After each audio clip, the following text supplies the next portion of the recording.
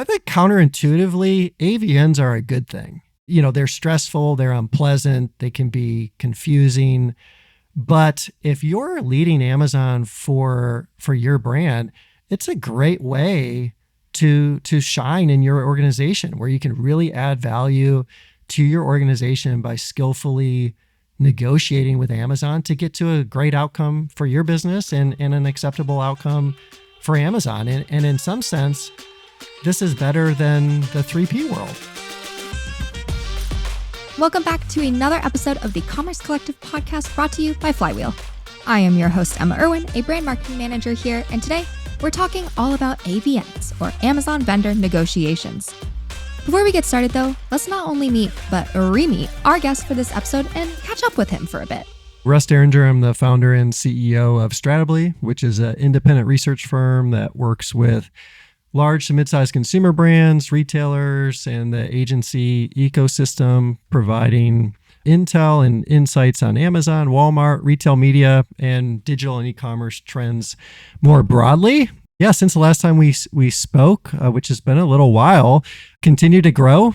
We are very proud that have a 100% renewal rate with all of our clients, including the fine folks at Flywheel. So thank you for that support. And we brought on some really iconic brands over the last year and a half. So our growth has been great, and I attribute that just to our continued sort of expansion of our research. So we launched our webinar series. We're doing around 25 live webinars a year. We've launched share groups in the last year or so. And then we've also started to do quite a bit more deep dive reports into Amazon, Walmart, educating senior leaders on e-commerce, launching products on Amazon. And within that are a couple of reports on AVNs, which we'll get to talk about today. Heck yeah. We love what you do at Flywheel. Your reports and research get widely circulated around our Slackverse. So we love it. Oh, thank you. Before we continue into AVNs, I need to know, since AVN, the A is Amazon, what the last thing you purchased from Amazon was this time around. Yeah, the kind of a classic Amazon basket, pair of mountain bike shorts and a presentation clicker. So wide assortment. Incredible. You might be the first person for mountain bike shorts, but you're not I don't think you're the first person for a presentation clicker. Oh, okay. So they get misplaced a lot. I leave them places. Yes, I got to get a new one all the time. They sure do. I love the variety there. All right. In this episode, we're going to, as previously mentioned, talk all about AVNs. We're going to start with an overview and the macro trends that Russ and his team have seen over time, and then we're going to dig specifically into one of Stratably's most recent AVN reports, pulling out those key themes, and then we'll wrap it up with how to prepare for your next round of AVNs. With that, let's go. Most people in e-commerce have heard of AVN and Amazon Vendor Negotiations, but we haven't covered this since the second episode ever of the podcast. And so I'd love to hear from your perspective, why are AVNs important and why does your team conduct such extensive research on this matter? Sure. And just to note, so we partnered with Martin Heubel of Consultancy to do this particular study, and he's been a great partner helping us understand AVNs better. Essentially, AVNs determine how much a brand is going to be paying Amazon to do business with it, essentially. And so that can mean everything from the price at which you sell your goods to Amazon to the specific trade terms that you have with them, to your participation and the cost of participation for different programs that they may have. And so as a brand, you want to make sure that you don't overpay. You don't want to give away too much. You want to get the right prices to them. You want to invest in the right programs. And AVNs is the process through which that unfolds. Yeah, I remember being on the client services side of the business and AVNs always rolling around and pulling absolutely everything we ever could to help brands kind of go into AVNs, making these informed decisions while also negotiating with Amazon. As you've been tracking AVNs, how has the dynamic changed over time, or has it? Difficult. And I feel like it can be sort of challenging to parse out year to year, like, is this year more difficult than last year? So it's always been, I would say, stressful. It's always been high stakes. It's always been characterized as challenging. I think the stakes, though, continue to get raised as Amazon has become a more important customer for brands over time. So they've grown dramatically. They're now, in many cases, a meaningful part of many consumer brands business where, 7 to 10 years ago, it was just like sort of, smaller niche account, which is hard to imagine thinking of Amazon that way. But back then, the stakes were a little bit lower. Today, Amazon is a top priority account for most brands, and thus just the stakes are higher, and it's as challenging as it's ever been. Amazon is a unique counterparty compared to what brands experience with other retailers as well. As you well know, doing business on Amazon is just unique from doing business with a more traditional omnichannel retailer. So all of those things remain, but the stakes are higher because Amazon's a bigger customer for brands.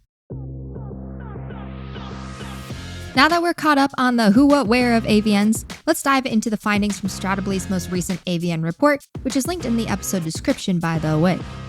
3 key themes from this research were intensity, trade terms, and margins. So let's break them all down. I want to first start with intensity.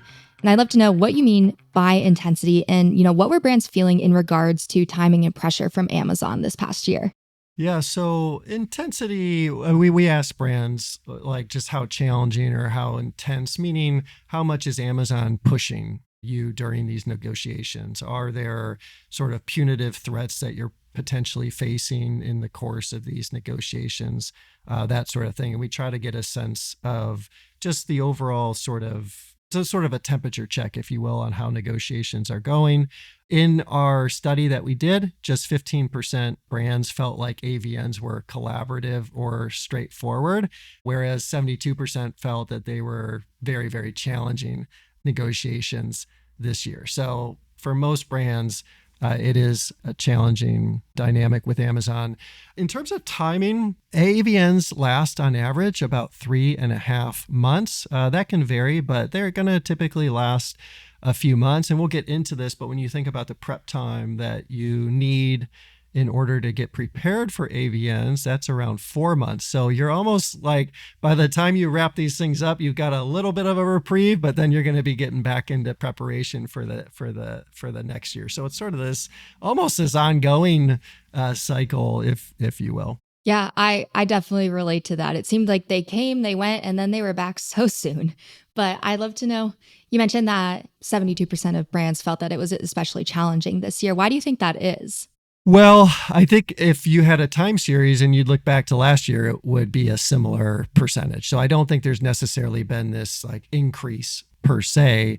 And I'll go back to sort of my prior comments before, which is I think they characterize it rather as very challenging because Amazon has an increasing amount of leverage as they've gotten bigger, as Amazon continues to grow faster than the market.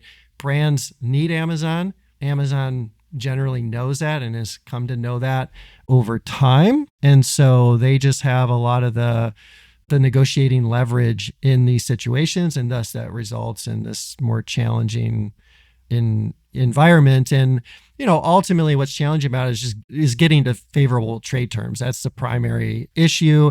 There's other things like Amazon's communication style, getting the right data together in order to be able to negotiate. There are other challenges, but ultimately it's just, the trade terms sort of really is the primary area that's challenging for brands. That's a perfect segue into next talking about trade terms. So I would love to, before we dig into that, what do we actually mean by trade terms? I know it's like a very common industry terminology, but I would love to know like what we specifically mean here when it comes to Amazon.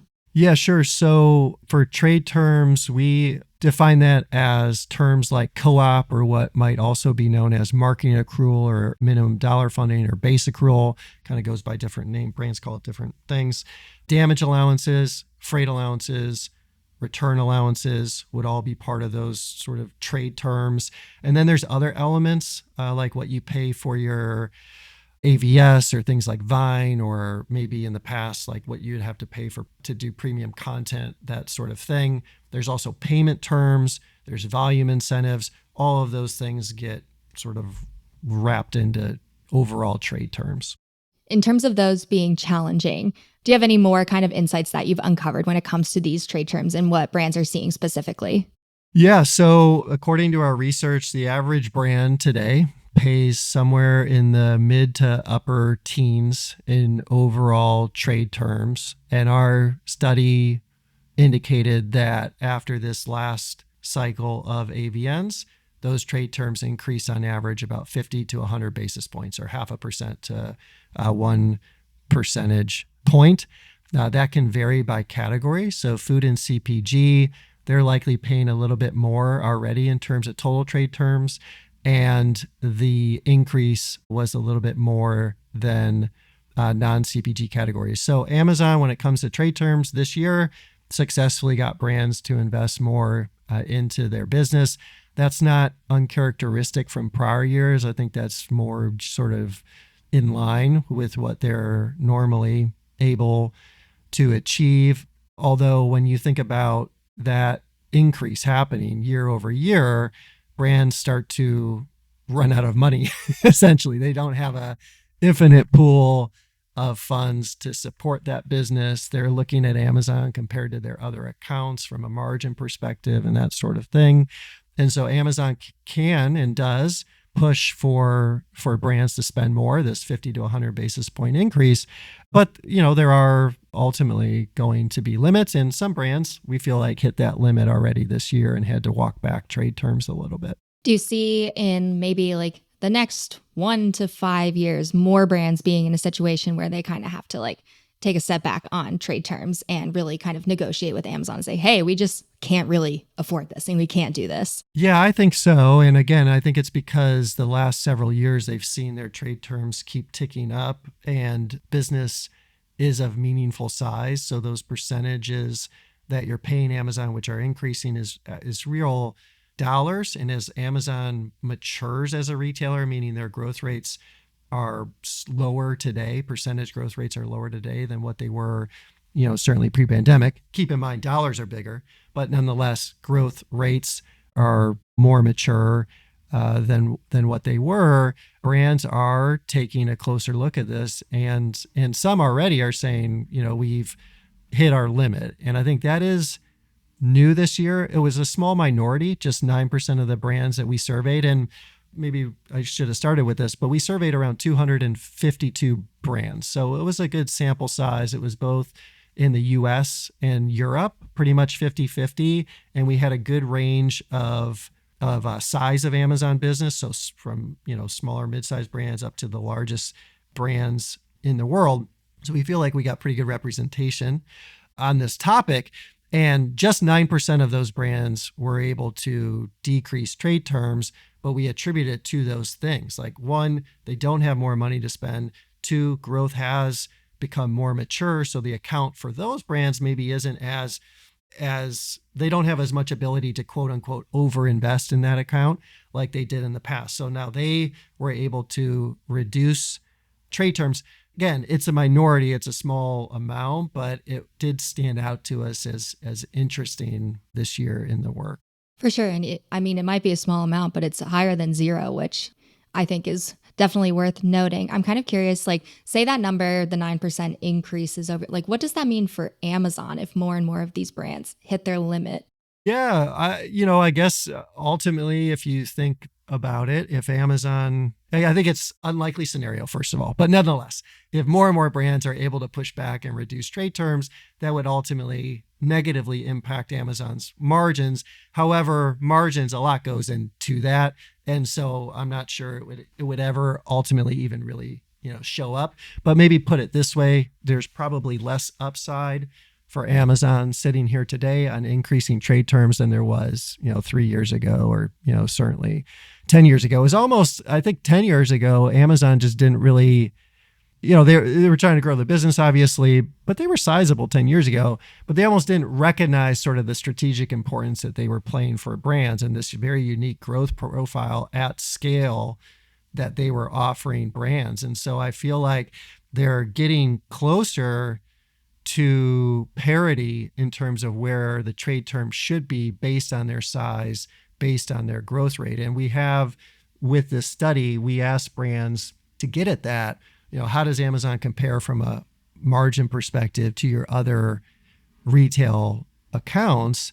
And, I think it was something like 60% indicated that their margins on Amazon are in line with their average account or better, than their average account. So there's a lot of, I would say, doom and gloom in the industry about, big bad Amazon and taking more and more money from 1P brands through AVNs and fee increases through 3Ps fee increases to 3P sellers. And I'm not, Amazon doesn't need anyone to defend, and I don't defend them, and I don't want to be the one defending them, but I do want to bring sort of a sobering view into like, yes, they have increased these trade terms over time. Yes, they've increased fees over time. They've increased FBA rates over time. But the starting point also matters. And where they're at today, is that competitive or not compared to alternatives? And I think the answer from our work is that, yes, it is very competitive. And Amazon continues to outperform the market from a growth perspective. So it's a similar margin profile, but you have a bigger growth opportunity if you're a brand. And that's why so many brands continue to prioritize Amazon as a strategically important top 3 customer, right up there with maybe Walmart and, another large retailer, depending on their category. For sure. That was another beautiful segue into the next topic of margins, except you covered almost everything that I was going to ask. But something I think that's interesting that you pointed out, and from this, like the first, I don't remember when it was, but the first time in one of Stratably's newsletters that it was called out from AVNs that like, hey, the margins are actually not as bad as we traditionally have thought about them, and they are less doom and gloom. That was immediately like blown up in Flywheel Slack. And it was like, hey guys, share with your vendors that it doesn't have to be as terrible as it maybe once was. Is there anything else in regards to margins that you want to highlight from your research since we're here? Well, I think it's an important point too, because a lot of e-commerce leaders inside of brands, when we speak to them, their C-suite is under the impression that Amazon is this margin drag for everyone. Now, it might be for their brand. I'm not saying, there are some brands where it is margin decretive, but a lot of times the C-suite thinks that is the case in the whole market. And thus, they then conclude like, well, why are we going to invest in this margin decretive account? No, we're not going to do XYZ initiative that the e-commerce team is proposing, because this is just a path to poor margins for us. And they get that consensus view because it's a lot more interesting for individuals, for media entities and that sort of thing to talk about, again, big bad Amazon. And like, this is like, that's what's, interesting to people, that gets people sort of worked up and wanting to be critical of Amazon. But from an independent research perspective, where we don't really have skin in the game, whether like these which retailers win or lose or whatever, we don't really care. We're just trying to understand what's really happening. When we found, and that, by the way, that finding has been consistent over the years. So this isn't like suddenly Amazon is a margin neutral or margin accretive account. This has been the case and has been confirmed even sitting here in 2024 after Amazon has pulled a lot of its own profit margins to split up this pie more in its favor compared to brands. So we've published this in various ways over time to try to cut through to that C-suite to help them understand, no, this isn't a foregone, this isn't a foregone conclusion that your Amazon business is not going to generate profit for you. In fact, many other brands in your space are generating a lot of profit.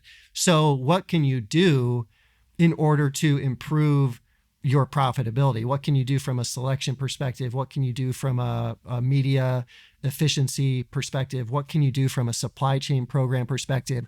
Are you pulling those levers or not? If you're, what are you doing from a marketplace control perspective? All of these things go into creating a sustainable business for Amazon. Whereas if you just list whatever assortment you have inside a physical store on Amazon, and then you cut back on ad spend and you don't do things like AMC, and you're not taking advantage of supply chain programs, yeah, your business is going to struggle. And guess what? When your business struggles, the AVNs are going to be miserable for you. The AVNs are generally easier for brands that have a sustainable business on Amazon. They're making money. Amazon's making money. They're growing. AVNs are not a big deal if you're a brand that finds itself in that type of bucket. When I say not a big deal, they're generally just easier to get through. They're not as contentious. They're not as intense. I'm not saying that Amazon's not going to push for things, but they're just easier for those types of brands. That was a bit meandering, but hopefully answered your question. It did. I love it.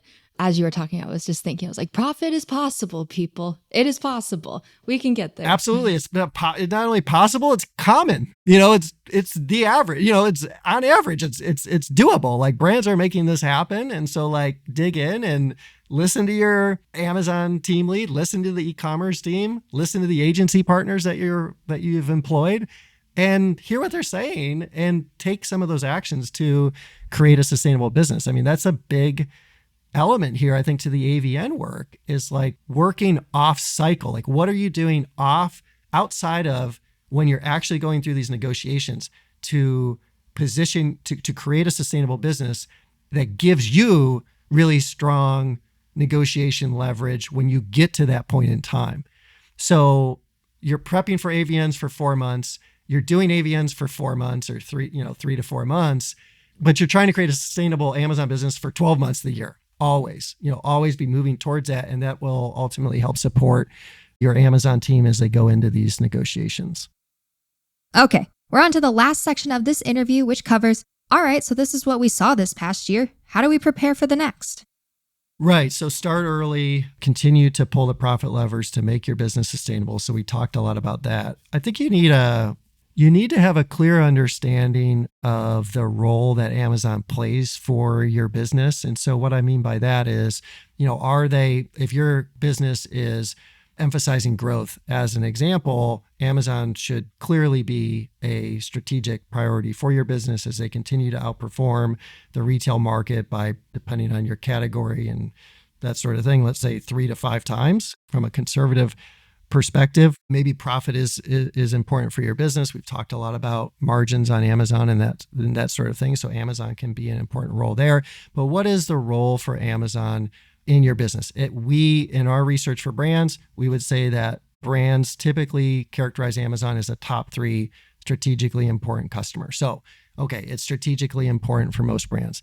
Then you've got to do your homework on your own business. How has your business performed relative to what you and Amazon expected during the last AVN cycle? What's happened to your contribution margin, your net PPM, your contribution margin, that sort of thing over time? Are you margin accretive to Amazon in the category? Are you a faster grower for Amazon? Has Amazon executed the things that they said they were going to execute? So having that information around how your business performed, how that compares to competitors, and what Amazon has or has not come through with you, I think is important.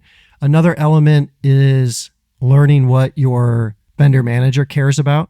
So oftentimes it's going to be a new vendor manager because they, as you know, Emma, they turn over so frequently, but also their strategy changes, from year to year, and what they care about one year might change for the next year. So understanding what asks do they have? Are those asks accompanied by supporting data or not? Are the asks, would you characterize those as short-term and sort of a Band-Aid approach, or are they really getting at fundamental root cause type issues that can hurt profitability? And are you addressing that root cause or not? So learning what your VM cares about is important. And then just having a very clear idea in mind of like, hey, this is our limit. Like we can't do these certain things. Understand where you have some flexibility, and then understand what you can get for free from Amazon. Vine credits as an easy example that most know about. Vine credits, you use those when you launch products to help jumpstart the flywheel and get reviews going.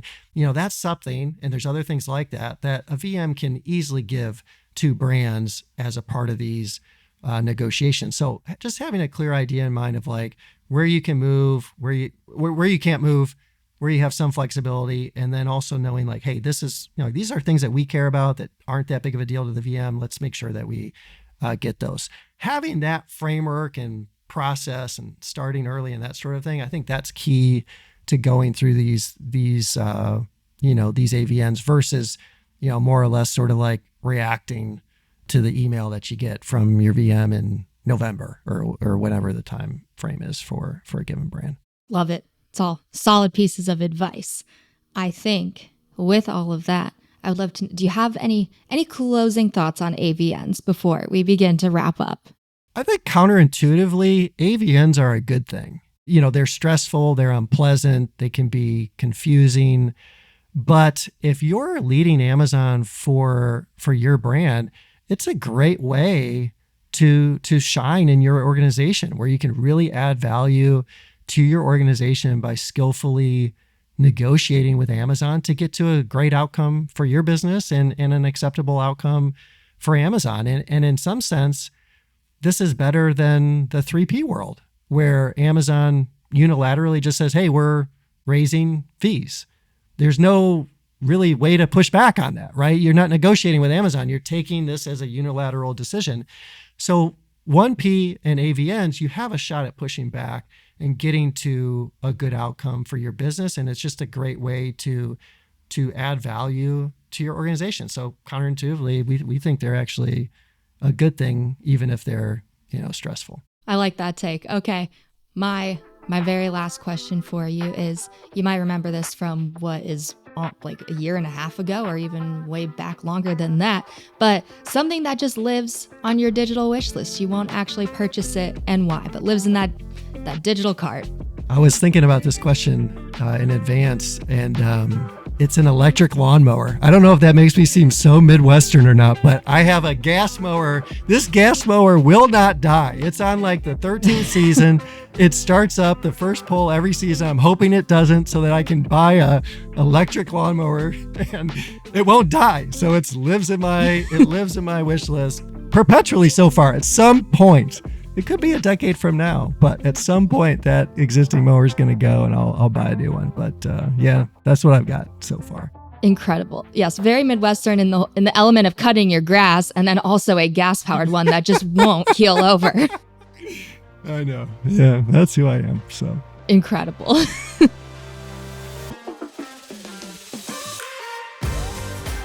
And that wraps up another episode of the Commerce Collective podcast. Thank you again to Russ and Stratably, and remember to check out the report in the description of this episode and subscribe to Stratably's Insights. I've been your host, Emma Irwin, and I will see you next time.